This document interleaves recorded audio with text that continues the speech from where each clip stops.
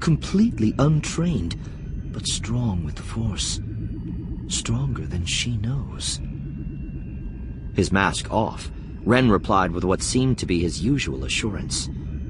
No one else would have sensed a difference. Snoke did. The Supreme Leader's voice was flat. You have compassion for her? No, never. Compassion? For an enemy of the Order? The stormtroopers behind him stood ready, but he just smiled at the sight of Rey crammed into the pod's tight confines. His smile faded at the sight of his uncle's lightsaber. I'll take that, he said. It belongs to me. Rey was tempted to tell him to come and get it, as Finn had, and to remind him that she'd driven him to his knees at Starkiller Base and disarmed him. That he would bear the mark of that duel forever, and lived only because she had chosen not to strike him down. But that wasn't why she had come, and they both knew it. Still, she held the lightsaber appraisingly for a moment, to remind Kylo that she was the one who had set this chain of events in motion.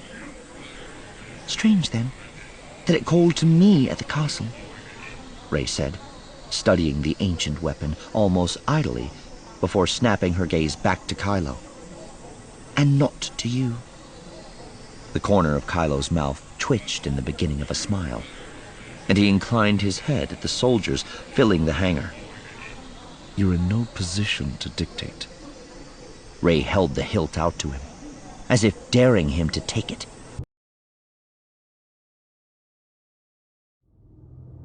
Rey had stood over Kylo, lying unconscious on the floor of the throne room after the detonation of Luke's lightsaber, and she had seen very clearly what she could do.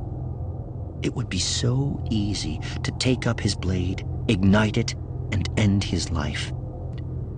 And yet, she had immediately known that she wouldn't. Luke's error had been to assume that Ben Solo's future was predetermined, that his choice had been made. Her error had been to assume that Kylo Ren's choice was simple. The Force wasn't finished with him, and that meant Kylo's life was not hers to take, whatever future she thought she saw ahead of him. Rey would wait, however difficult that would be to do as the First Order warships descended on Crate. She would wait, and the future would unfold as the Force willed. That had always been true. The difference was that now she understood it.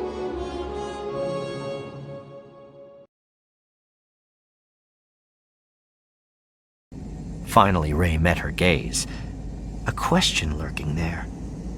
Perhaps she wants to talk about Luke, Leia thought. But then Rey said, Kylo Ren, he's your son. Ah.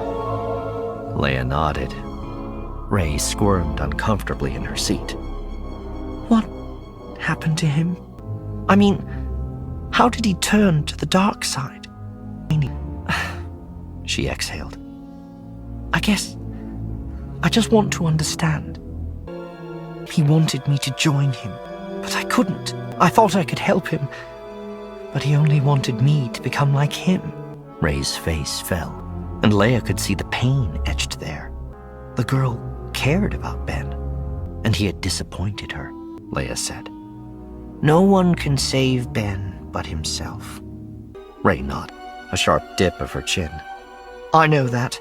I mean, rationally I know. But I guess I held out hope. Kylo considered it a small price to pay to encounter Rey again, to provoke her into a rage, to say the word dyad, and watch the truth of it wash over her lovely face. He kept seeing her face, the way her lips had parted with surprise, the way her body had canted toward him. If the Millennium Falcon hadn't appeared, she might have come to him, taken his hand. Kylo really hated that ship. Her temples began to throb with pain, but she stood her ground. He sent the thought directly into her mind. I know you. No one does, she shot back.